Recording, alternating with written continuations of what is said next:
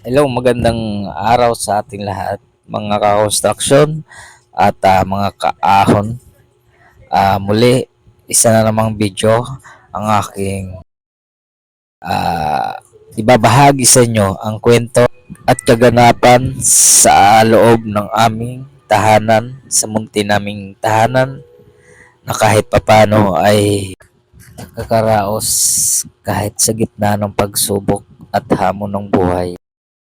At ito yung ginagawa ng aking asawa sa tuwing wala na siyang ginagawa. Nagagawa niya ang pinapagawa sa kanya ng mga sirang payong, nire-repair niya para at least mayroon siyang income kahit pa paano nasa loob lang siya ng bahay at mayroon pang baon sa school ng mga bata at lalo pa yung aking bunso ay pumapasok na din sa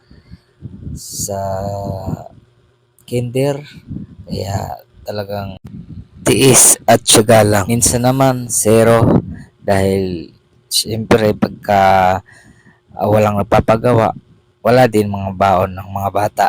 Kaya dahil dahil hindi sapat ang aking kinikita sa isang construction na sa sobrang dami ng gastusin dito sa loob ng bahay at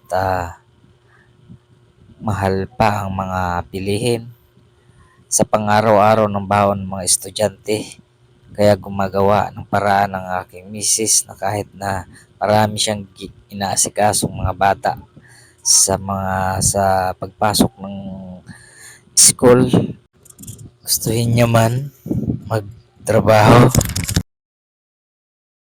ay hindi pwede dahil may mga anak kaming dapat niyang asikasuhin, lalo pa mayroon kaming bulelit na pumapasok din sa kinder.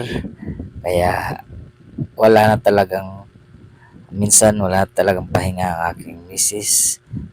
Minsan gusto ko talagang magkaroon din ng kahit konting pagkakitaan tulad ng negosyo. Sari-sari store, gusto ko siyang mabigyan na kahit nasa bahay lang ay kumikita.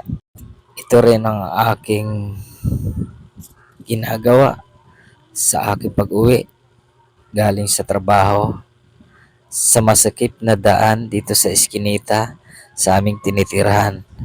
Ay lubha akong nahihirapan pagpasok ng motor at paglabas ng motor dahil no choice, wala akong maparkingan sa labas dahil kapag pinarking mo sa labas ay maaari pang manakaw. Kaya ako ay laging laging ganyan araw-araw ang aking ginagawa.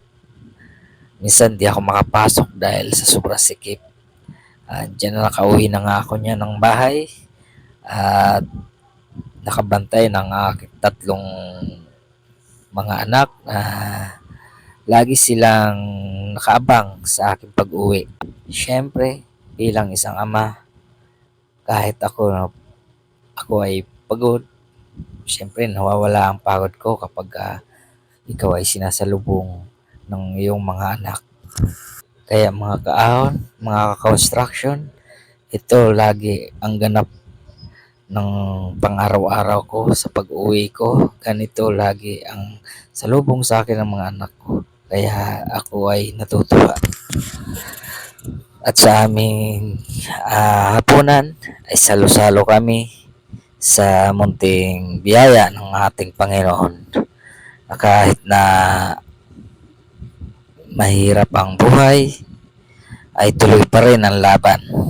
Sabi ko nga sa aking misis at sa aking mga anak ay tayo ay tis-tis lang ng konti at tayo ay hahon din sa kahirapan. Sa aming hapunan, kahit na noodles at tuyo ang aming ulam, masaya pa rin, at least sama-sama. At bago ang lahat, maraming salamat sa tropang Ahong Mahirap at sa aking mga ka-construction. Maraming salamat sa iyong suporta. Thank you so much.